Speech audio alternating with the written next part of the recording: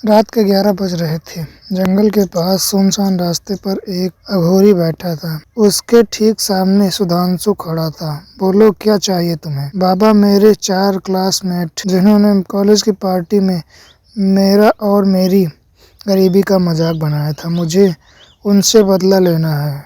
बताओ, किस तरह बदला लेना चाहते? आप कोई ऐसी विधि बताइए जिसे मैं जो चाहे कर सकूं। लोना चमारी, सिर्फ तुम उसी की साधना से वो सब कर पाओगे जो तुम चाहते हो। ये लोना चमाइन क्या है? लोना चमाइन जात की एक ऐसी स्त्री जिनसे तंत्र विद्या में महारत हासिल की थी। जहाँ एक कलवे को सिद्ध करना मुश्किल होता है, वही उस स्त्री ने पूरे 52 कलवों को सिद्ध किया था। इसीलिए लोग उसे देवी की तरह मानने लगे और अब उसकी सिद्ध करके अपनी कामना पूरी करते हैं, और मैं उसे ही सिद्ध करूंगा। आप मुझे बताइए कि क्या करना होगा। अघोरी ने सुधांशु को पूरी विद्या बताई और उसे पूरे करने का सुधांशु ने मन बना लिया। 2 दिन बाद अमावस्या की रात, अंधेरा बहुत था। सुधांशु जंगली इलाके की ठंड जमीन पर पूर्व दिशा की तरफ मुंह करके बैठा था। उसने सबसे पहले तेल का दिया जलाया और फिर एक थाली में 1 लड्डू और मीठा पान, 2 लौंग, 2 छोटी इलायची और 7 तरह की मिठाइयाँ रखी। उसके बाद योग मुद्रा में बैठकर लोना चमारी के सादर मंत्र का जाप करने लगा। उसने काफी देर तक इस मंत्र को पढ़ा। उस थाली को उठाकर दूर लेके गया। उसने अपने घर के बने खाली मैदान में उस थाली को रख दिया, फिर अपने घर की तरफ चल दिया। जैसे ही पीछे से आवाज आई, वो डर गया। अरे, ये आवाज किसकी है? नहीं, विधा के अनुसार मैं पीछे मुड़कर नहीं देख सकता। वो अपने कदमों को तेज तेज बढ़ाने लगा। उसे कभी हंसने की आवाज आती तो कभी पाजेब की छन छन, और फिर बेहिम्मत करके वो अपने घर पहुंच गया। इसी तरह रातों तक ये किया, और आज उसके चेहरे पर अजीब तरह की खुशी झलक रही थी। आज मेरी साधना की आखिरी रात है। आज की रात मेरी जिंदगी बदल जाएगी। उसने आज वही विधा की सावर मंत्र को पढ़ने के बाद उसके आसपास धुआं उठने लगा। नजर आया, अगले ही पल उस धुएं ने एक लड़की का रूप ले लिया। उसके कपड़े अजीब थे, उनमें से उनका गोरा मखमली शरीर बहुत खूबसूरत लग रहा था। प्रणाम लोना दीदी। सुधांशु के प्रणाम में उसने मुस्कुरा दिया और फिर जमीन पर रखी गई चीजों को ग्रहण करने लगी। मैंने लोना चमारिन देवी को सिद्ध कर लिया। हाँ। अगले दिन रात के समय सृष्टि आराम से सो रही थी और उसके बराबर में बैठा उसका पति रौनक अपने लैपटॉप पर काम कर रहा था।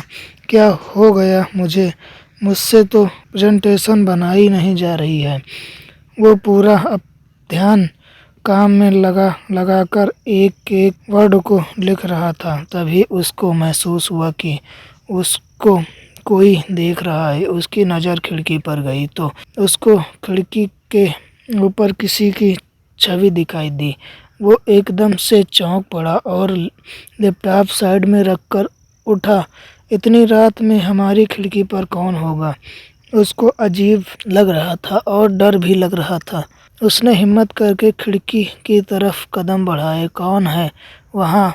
उसने तुरंत खिड़की खोल दी और उसको कोई नजर नहीं आया। उसने सुकून की सांस ली और फिर खिड़की बंद कर दी। लेकिन बंद होते ही उसको झटका सा लगा। ये फिर से कैसे? उसको कांच पर वही छवि नजर आने लगी, पर इस बार वो डर गया। उसकी हिम्मत नहीं हुई कि वो खिड़की को खोले। वो उल्टे पैर पीछे होने लगा। तभी किसी ने उसके कंधे पर हाथ रखा और उसकी सांस रुक गई। जैसे ही उसने पीछे पलटकर देखा तो वहाँ पर लोना चमारी खड़ी थी। उसकी खूबसूरती देखकर वो हैरान रह गया। लोना चमारी मुस्कुराई। उसका शरीर नीला पड़ गया और आंखें लाल लाल चमक रही, जिसे देखकर रौनक डर गया। उसका शरीर कांप उठा और वो बहुत तेजी के साथ चिल्ला उठा। आवाज़ सुनकर सृष्टि भी जाग उठी। अरे, क्या हुआ रौनक? और जब उसने लोना चमारी का भयानक रूप देखा तो उसका भी दिल दहल उठा। उन दोनों की चीख घर के बाहर तक गूंज गई और कुछ ही पलों में सब शांत हो गया। सुधांशु अभी अपने कमरे में बैठा था। पता नहीं लोना चमारिन ने अपना काम किया है या नहीं। देर तो काफ़ी हो चुकी है। उसने घड़ी पर नज़र डाली और रात के 12 बज चुके थे। तभी उसके कमरे में धुआं उठने लगा और ज़मीन पर बहुत सारे पैसे जमा हो गए। अरे वाह, इसका मतलब लोना चमारिन ने अपना काम कर दिया। वो इतनी सारी दौलत देखकर खुश हुआ और फिर वहीं भोग में रखने वाली चीज़ एक थाली में रखी और उसको अपने पीछे वाले जंगल में रखने चला गया। अब इसी तरह रखकर चला जाता था। कल तो पूरा दिन शॉपिंग करना में निकालना है। वो वापस अपने घर की तरफ चल पड़ा। कुछ देर बाद उसको अपने पीछे से पायल की छमछम सुनाई देने लगी, लेकिन उसने पलटकर नहीं देखा। अगली सुबह उसने ढेर सारी शॉपिंग की और उसके बाद उसने सोचा एक बार रौनक के घर जाकर देख आता हूँ कि क्या हाल किया लोना चमारिन ने, उन्हें कैसी मौत दी। ये तो देखना ही चाहिए। ऐसा इरादा करके वो रौनक के घर चला गया। वहाँ उसके घर के आसपास बहुत भीड़ जमा थी। अरे भाई साहब, क्या हुआ है यहाँ पर? बहुत अजीब सी घटना हुई है। रौनक और उसकी बीवी कल रात अजीब तरीके से गायब हो गए और उनकी तिजोरी भी गायब है। पुलिस भी इस बात से हैरान है कि कोई आया और उन दोनों के साथ सारी दौलत भी ले गया और हम पड़ोसियों को कुछ पता भी नहीं चला। ये सुनकर सुधांशु अपने मन में सोचने लगा, अगर लोना चमारिन ने उन दोनों को मारा नहीं है तो कहाँ रखा होगा। उसके दिल में अजीब से सवाल उठ रहे थे। वो घर जाकर वही भोग लगाने वाली चीज़ एक थाली में रखी और उनको फिर से जंगल में रख आया और घर आकर लोना चमारिन का सावर मंत्र पढ़ा और वो उसके सामने प्रकट हो गई। कहो आज क्या चाहिए तुमको? उसकी बात सुनकर सुधांशु के चेहरे पर हंसी आ गई और उसने अपनी इच्छा जाहिर की। कुछ देर बाद नितिन अन्वेषा अपने कमरे में सो रहे थे। तभी उनको ऐसा लगा कि उनके बेड के नीचे कोई है और वो जोर जोर से बेड को पीट रहा है। दोनों जाग उठे। कौन है? धम धम की आवाज़ तेज हो गई। ऐसा लग रहा था कि कोई बेड के नीचे बैठा है, उसे पीट रहा है। उन दोनों ने हिम्मत की और उन दोनों के नीचे देखा तो नीचे कोई नहीं था और वो आवाज़ आनी बंद हो गई। ऐसा कैसे हो सकता? नीचे कोई तो है, फिर बेड को कौन पीट रहा है? मुझे नीचे कोई तो नहीं है, फिर बेड को कौन पीट रहा था? मुझे तो खुद यकीन नहीं हो रहा, मैं क्या बोलूं? तभी उनके हाथों पर खून की बूंदें टपकी और वो सन्न रह गए। उन दोनों ने एक साथ नजरें ऊपर की तो देखा लोना चमारिन अपने भयानक अवतार में किसी छिपकली की तरह दीवार से चिपकी थी, जिसकी जीभ से खून टपक रहा था। ये मंजर देखकर उन दोनों का गला सूख गया। वो दोनों कुछ करते उससे पहले ही वो उन दोनों के ऊपर आके गिरी। कुछ ही देर में उनकी सारी दौलत सुधांशु के घर पर आ गई। वो बहुत खुश हुआ, इतना खुश कि उसकी खुशी का कोई ठिकाना नहीं रहा।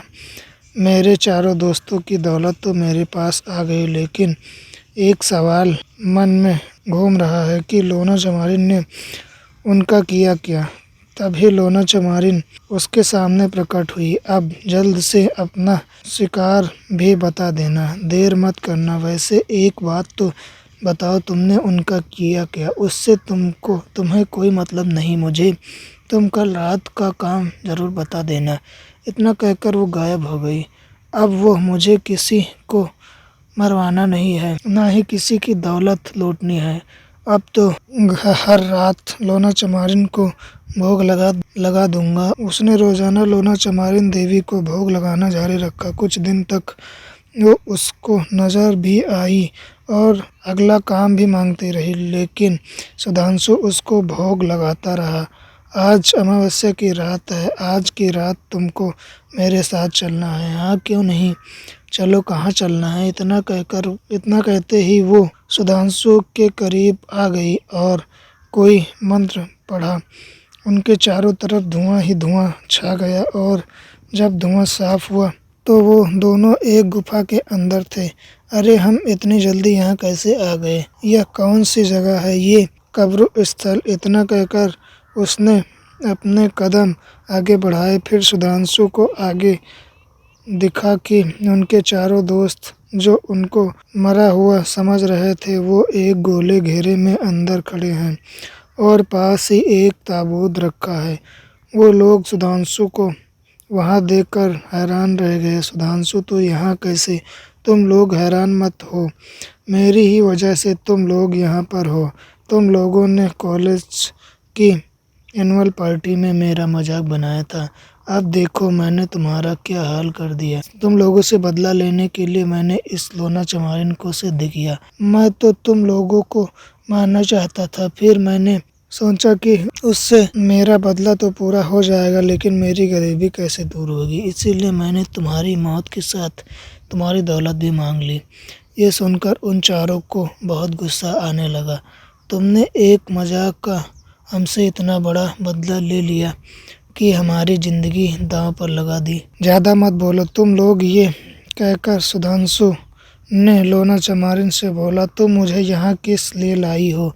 थोड़ा सब्र रखो, अभी पता चल जाएगा। ऐसा कहकर लोना ने अपने हाथ के इशारे से ही सामने रखे ताबूत का ढक्कन हटा दिया। उसके अंदर पड़ी एक और लोना को देखकर वो पांचों चौंक गए। ये क्या, एक और लोना? तो तुम कौन हो? मैं आत्मा हूँ, ये मेरे शरीर है।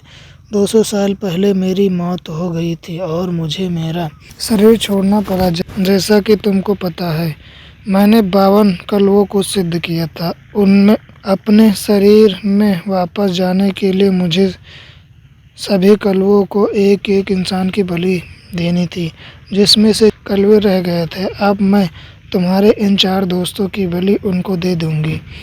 नहीं, ऐसा मत करो, वो चिल्लाते रहे, लेकिन वो उस घेरे से बाहर नहीं आ सकते थे। लोना ने कोई मंत्र पढ़ा और 4 एक जैसे दिखने वाले कलवे उनके सामने आ गए। उनके शरीर की बनावट इंसान के जैसी थी, लेकिन उनके शरीर पर कोई बाल नहीं था। वो चारों कलवे उन चारों पर टूट पड़े और उनके शरीर को धड़ से अलग करके बड़े मज़े से खाने लगे। अब मैं अपने शरीर में वापस जा सकूंगी और फिर से जीवित हो जाऊंगी। ऐसा कहकर उसने सुधांशु को उसे घेरे में धक्का दे दिया। मुझे माफ़ करना सुधांशु, मैंने एक झूठ बोला था। 4 नहीं 5 कलवे रह गए थे। ये सुनकर सुधांशु बहुत डर गया। तभी एक कलवा तेजी से वहां आया और सुधांशु पर झपट पड़ा। उसके ठीक बाद ही लोना चमारिन की आत्मा धुआं बनकर अपने शरीर के अंदर समा गई और उसने सांस लेना शुरू कर दिया और ताबूत से बाहर निकल आई। अब मैं वापस आ चुकी हूँ अपने सारी शक्तियों के साथ।